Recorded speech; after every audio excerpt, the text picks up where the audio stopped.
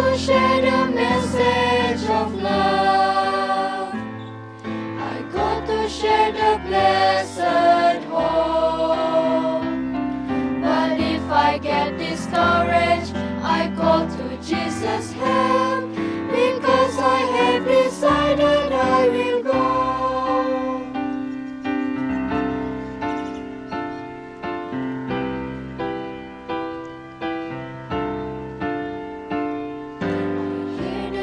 Of Jesus calling, my answer is, I will go. I see the need of people crying. My answer is, I will go. I go to share the message of love.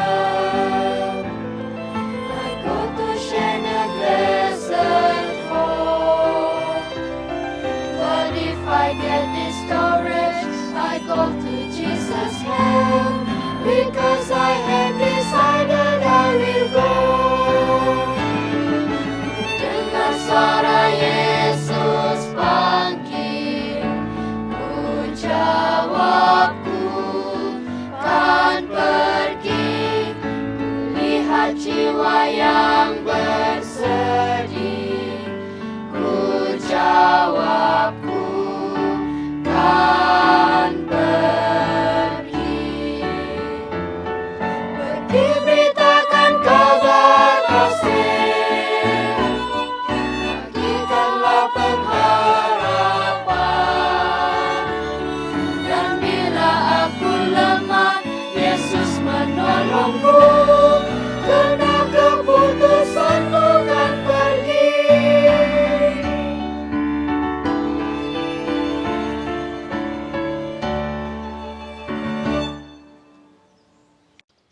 Selamat Sabat kepada kita semua. Pada pagi ini saya akan membawa Anda semua kepada pelajaran yang ke-7 yang bertajuk Tuhan, saya akan pergi, kuatkan saya. Semua kita pernah menjadi mangsa kepada perasaan takut. Ketakutan boleh menghalang kita daripada mencapai ideal yang telah direncanakan untuk kita. Karena ketakutan, sesetengah orang menukar pekerjaan atau berpindah tempat tinggal, mengurung diri mereka dalam rumah, atau memasuki hospital sakit jiwa, sukar untuk dipercayai, tetapi ketakutan menghalang penjual daripada menjual barangan mereka. Pemuda yang dilamun cinta tidak berani untuk memikat gadis idamannya. Seorang yang sedang berusaha naik pangkat takut untuk berbincang dengan pengurus. Seorang pegawai tidak berani membuat keputusan yang penting. Dan seorang yang mencari kebenaran takut untuk menyerah hidupnya kepada Tuhan. Sahabat-sahabat sekalian, ketakutan tidak memilih orang dan usia. Ia menimpa orang yang lemah dan yang kuat. Ia menghantui orang yang muda dan tua, yang kaya dan miskin. Malahan orang yang seolah-olahnya memiliki segala-galanya juga tidak terkecuali selebriti wira-wira dan para pemimpin mengakui bahwa mereka pelbagai ketakutan. Siapa yang dapat membayangkan? Sebagai contoh, Caesar Augustus, Raja Rom, takut kepada kegelapan. Atau Napoleon Bonaparte, panglima tentera yang hebat, takut kepada kucing. Dan juga Richard Nixon takut kepada hospital. Dan George Washington takut terkubur hidup-hidup. Johnny Depp, seorang aktor yang terkenal, mengakui bahwa dia takut kepada badut. Michael Jordan, superstar bola keranjang, takut berada dalam air. Dan Oprah Winfrey, seorang tokoh wanita yang dikenali di seluruh dunia, takut untuk membuat keputusan. Sangat mengagumkan bahwa Alkitab, buku yang mendahului segala buku, membahaskan tentang ketakutan. Menurut para pakar, terma jangan takut muncul dalam Alkitab sebanyak 365 kali dan merupakan perintah yang paling sering diulangi. Di pihak lain, perkataan takut muncul lebih daripada 200 kali, sementara takut dan keganasan disebut lebih daripada 100 kali setiap satu, supaya Anda tidak akan berpikir bahwa tokoh-tokoh Alkitab tidak mempunyai rasa takut. Alkitab mengatakan bahwa lebih 200 orang individu mengalami rasa takut. Perjanjian Lama menceritakan sebuah cerita tentang seorang lelaki yang bernama Yosua. Dia adalah pemimpin kepada bangsa Israel. Lelaki ini digambarkan oleh seorang penulis Kristen yang disegani sebagai seorang pahlawan yang berani, teguh, tahan, tangkas, murni, tidak mementingkan diri sendiri, dan di atas segalanya dia didorong oleh iman yang hidup kepada Tuhan yang dicatat oleh Ellen G. White. Tetapi Yosua tetap bergumul dengan ketakutan. Alkitab mengatakan kepada kita bahwa Tuhan pernah berkata kepadanya, "Hambaku Musa telah mati, sebab itu bersiaplah sekarang, seberangilah sungai Yordan ini, engkau dan seluruh bangsa ini, menuju negeri yang akan kuberikan kepada mereka, kepada orang Israel itu. Setiap tempat yang akan diinjak oleh telapak kakimu, kuberikan kepadamu, seperti yang telah kujanjikan kepada Musa. Dari padang gurun dan gunung Libanon yang sebelah itu sampai ke sungai besar yakni sungai Efrat, seluruh tanah orang Het sampai ke laut besar di sebelah matahari terbenam, semuanya itu akan menjadi daerahmu." Yang tercatat dalam Yosua 1 ayat 2 hingga 4. Cebaran-cebaran yang besar sedang menanti di hadapan Yosua. Yang pertama adalah menghentikan Musa mengambil tempat seorang tidak muda, tetapi menghentikan seorang pemimpin seperti Musa adalah sukar lagi. Musa diakui dalam Alkitab sebagai salah seorang manusia terhebat yang pernah hidup sebagai seorang perancang, pahlawan, pemimpin, dan juga pembebas, penulis, pemuisi, dan nabi. Dia tidak ada bandingannya. Tetapi penting juga untuk menambah yang dikatakan oleh Alkitab bahwa Tuhan berbicara kepada Musa dengan berhadapan muka seperti seorang berbicara kepadanya. Keluaran 33 ayat 11. Inilah pemimpin yang digantikan oleh Yosua. Tanpa ragu lagi tugas itu tidak mudah sama sekali. Cabaran yang kedua yang dihadapi oleh Yosua adalah menyeberangi sungai Yordan. Sungai Yordan adalah sungai yang paling penting di Palestina. Ia membagikan negara itu kepada dua negara. Palestina Barat, bahagian yang paling penting dan kaya, dan bahagian Transjordan. Biasanya menyeberangi sungai Jordan bukanlah satu cabaran. Walau bagaimanapun, pada waktu itu Yosua menerima arahan ini, suasananya berbeza. Waktu itu adalah musim bunga dan sungai melimpah. Kita juga harus ingat bahwa Yosua sedang memimpin lebih kurang 2 juta orang. Secara logiknya, menyeberangi sungai Yordan ini hampir mustahil untuk dilakukan. Akhirnya, Yosua perlu menaklukkan tanah itu. Untuk memiliki tanah tersebut, Yosua perlu memimpin tentara Israel menentang orang-orang yang tidak dikenali, yang lebih ramai daripada mereka, dan memiliki persenjataan yang lebih canggih. Selain daripada itu, kota-kota Kanaan mempunyai kubu dan tembok, menara, dan sukar untuk dijatuhkan. Hasilnya, Yosua berdepan dengan keadaan yang mencabar dan sukar menggantikan salah seorang pemimpin terhebat dalam sejarah. Menyeberangi sungai Yordan yang sedang melimpah dan menghadapi kota-kota yang berkubu dan bersukan tentara, saya ingin bertanya kepada Anda, apakah perasaan Yosua? Yosua ketakutan. Rasa takut yang sama dengan yang dihadapi oleh seorang ibu tunggal untuk membesarkan anak-anaknya bersendirian.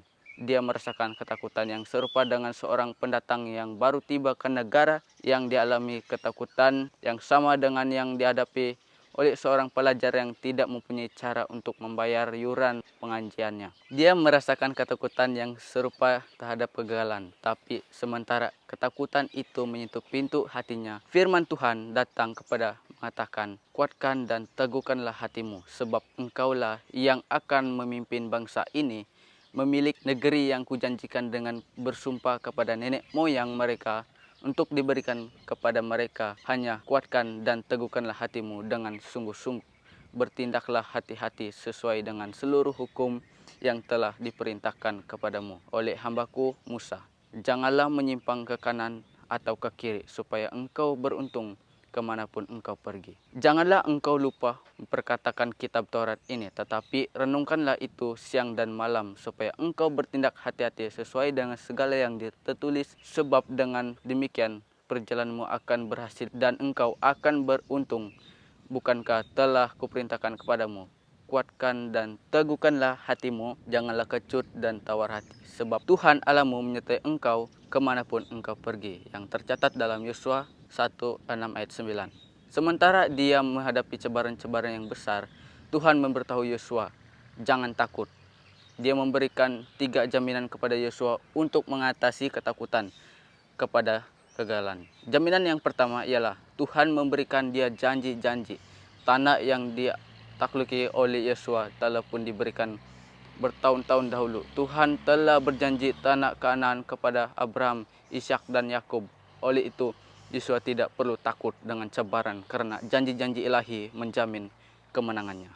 Jaminan yang kedua, Tuhan memberikan dia kepastian kehadirannya. Tuhan berkata kepadanya, bukankah telah kuperintahkan kepadamu, kuatkan dan teguhkanlah hatimu, janganlah kecut dan tawar hati, sebab Tuhan Allahmu menyertai engkau kemanapun engkau pergi. Yang tercatat sekali lagi dalam Yosua 1 ayat 9. Apabila hadirat Tuhan menyertai kita, kita tidak ada sebab untuk takut. Tidak kira berapa cabaran yang datang, Yosua diberikan cabaran bahwa Tuhan akan berada di sampingnya, memberikan dia kemenangan. Akhirnya Tuhan memberikan dia kuasa firman-Nya. Yosua diberitahu, janganlah engkau lupa memperkatakan kitab Taurat ini, tetapi renungkanlah itu siang dan malam, supaya engkau bertindak hati-hati sesuai dengan segala yang tertulis di dalamnya. Sebab dengan demikian, perjalankanlah akan berhasil dan engkau akan beruntung. Bagi Yosua untuk mengalahkan ketakutan, dia perlu menerima, percaya, bermeditasi, menurut, dan menghidupi firman Tuhan. Hanya firman Tuhan yang akan memberi dia kekuatan untuk mengalahkan ketakutan.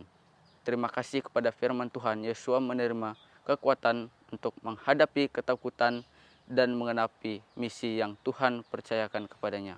Sahabat-sahabatku, hanya firman Tuhan yang akan memberi kita kekuatan untuk menghadapi cabaran-cabaran di hadapan dengan keberanian dan kekuatan seorang penulis yang terkenal mengatakan tentang kuasa firman Tuhan.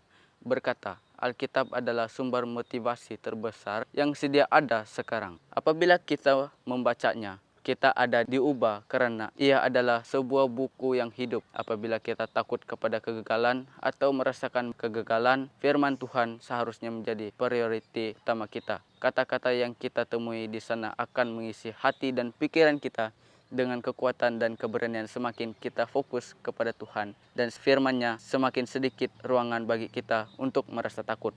Tetapi untuk firman Tuhan itu menjadi realiti dalam kehidupan kita, kita perlu untuk mengambil 3 tindakan. Yang pertama, kita menerima otoritinya. Kita harus ingat bahwa Alkitab adalah otoriti mutlak kebenaran. Nabi Yesaya mengungkapkan dalam tulisannya, carilah pengajaran dan kesaksian. Siapa yang tidak berbicara sesuai dengan perkataan itu, maka baginya tidak terbit fajar. Tercatat dalam Yesaya 8 ayat 20. Kedua, menghayati pengajarannya. Tidak cukup dengan hanya menerima otoriti Alkitab, adalah perlu untuk menjadikan pengajaran itu sebagian daripada diri kita. Kita mesti meluangkan waktu untuk membaca firman Tuhan dan merenungkan kebenaran besar di dalamnya. Raja Daud menyadari perkara ini apabila dia menulis, berbahagialah orang yang tidak berjalan menurut nasihat orang fasik, yang tidak berdiri di jalan orang yang berdosa, dan yang tidak duduk dalam kumpulan pencemu, tetapi yang kesukaannya ialah Taurat Tuhan, dan yang merenungkan Taurat itu siang dan malam. Yang ketiga, aplikasikan prinsip-prinsipnya. Tidak ada gunanya menerima otoriti Alkitab atau menghayati ajarannya sekiranya kita tidak rela untuk mengaplikasikan prinsip-prinsipnya. Tetapi hendaklah kamu menjadi pelaku firman dan bukan hanya pendengar saja. Sebab jika tidak demikian, kamu menipu diri sendiri. Kesimpulan, suatu ketika dulu, saya melihat suatu temu ramai yang menarik dengan seorang pemain baseball yang terkenal. Seorang ini menceritakan pengalamannya hidup dalam kekosongan selama bertahun-tahun lamanya. Untuk mengisi situasinya, dia berselindung di sebalik alkohol dan party. Tetapi suatu hari, dia berkata, dia disentuh oleh kuasa firman Tuhan dan hidupnya berubah sepenuhnya. Apa yang menarik perhatian saya dalam penemu Rama itu adalah apabila ditanya, apakah pencapaian terbaik dalam karir Anda? Penemu Rama terkejut mendengar jawaban bekas pemain tersebut mengatakan, mengenali Yesus dan memperkenalkan dia kepada orang lain. Sahabat-sahabatku, apabila firman Tuhan memberi impak kepada hidup kita, kita akan dikuatkan dengan kita akan mengatakan bahwa perkara terbaik yang kita telah capai dalam hidup adalah memperkenalkan Yesus kepada orang lain. Apabila Anda menerima kuasa firman Tuhan dalam hidup Anda, seperti Yesua, Anda juga akan berkata, Tuhan, saya akan pergi.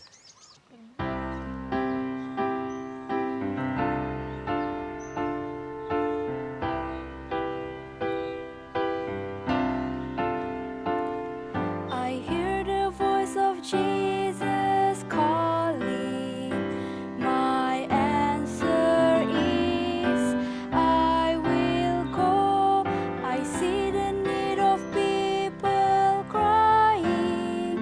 My answer is, I will go.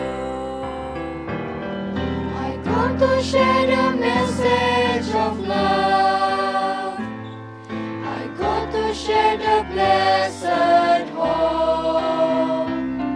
But if I get discouraged, I call to Jesus' help, because I have decided I will go.